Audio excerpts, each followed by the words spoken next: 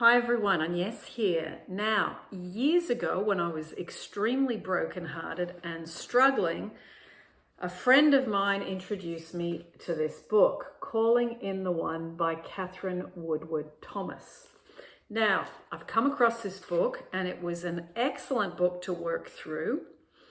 And I'm going to read a little bit to you today, and it's from Lesson 1, Expanding Our Capacity to Love and Be Loved.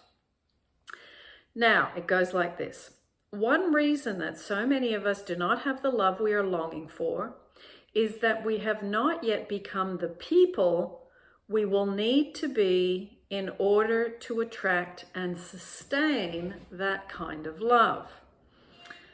Most of us have dramatically elevated our standards of what we want from a partner far beyond what our parents expected from romantic union. Yet, we may not have evolved our level of maturity to the point where we can manifest and maintain the love that we are hoping to create. Romantic relationship today is a tentative and uncertain thing. No longer is getting married the safe and secure way to go. Whereas once upon a time people coupled up out of economic and social necessity, we now seek to form such unions in an attempt to create soulful and meaningful lives. Yet, much of the time, falling in love means that we end up standing by helplessly as we watch it all slip through our fingers.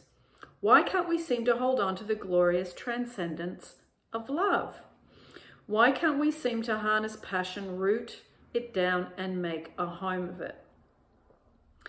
So, this is a very good question. And I think from all the years and relationships that I've had, that it is very much about if we do not have a strong connection to the self, and are able to hold and maintain that while we go into relationships, there is a tendency to try and lean on your mate too much, on your partner too much, on your husband too much, on your wife too much, on your girlfriend too much, on your boyfriend, whatever it is that you are in partnership with.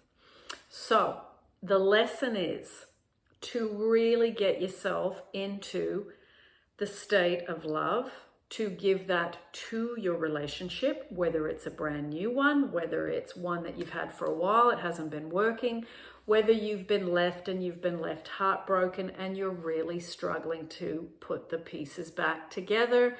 The self-love needs to be consistent.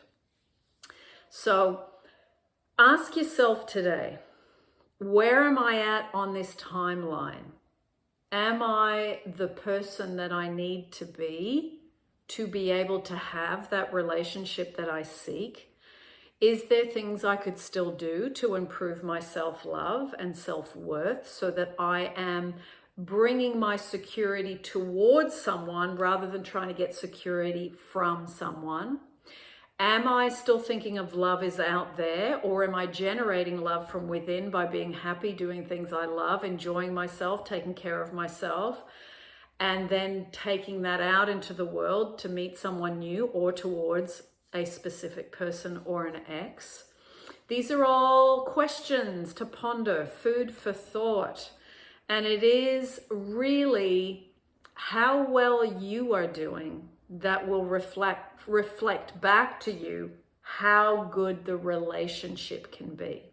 So being single is not a disease, as I've said before, but it also is being single and being in a wonderful state of love so that you can fertilize the relationship that you so desire. So think about, where am I up to? Where do I need to work more specifically? Is it physically? Is it mentally? Is it emotionally?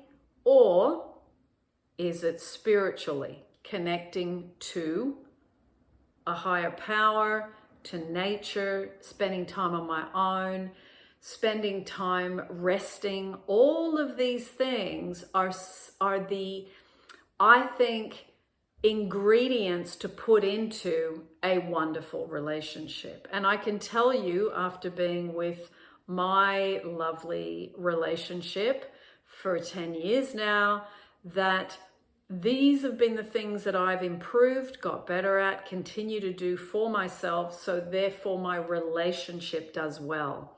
If I do well within my own self, if I'm balanced, if I'm happy, if I'm secure, if I'm feeling good about my day, about what's going on in my own life, that is what fuels the relationship. So where are you at today with all of these different moving parts? And thank you to Katherine Woodward Thomas for her book. It's quite a thick book, but it's got lots of wonderful exercises you can do. She says 7 weeks to attract the love of your life. Now, for those of you that are in this position and you still would like to do so, and you think, you know what, I don't know what else to do, you might want to pick up a copy of this, work your way through it. It's a lovely read. It's a turtle journey because 7 weeks is nearly 2 months worth of commitment, but as it was for me, it was a really good investment. It was one of the books I read that have really helped me to have the meaningful, loving, wonderful relationship that I have today. So, any questions, pop them down below, and also let me know where you're up to in the journey. And also lots of love as always.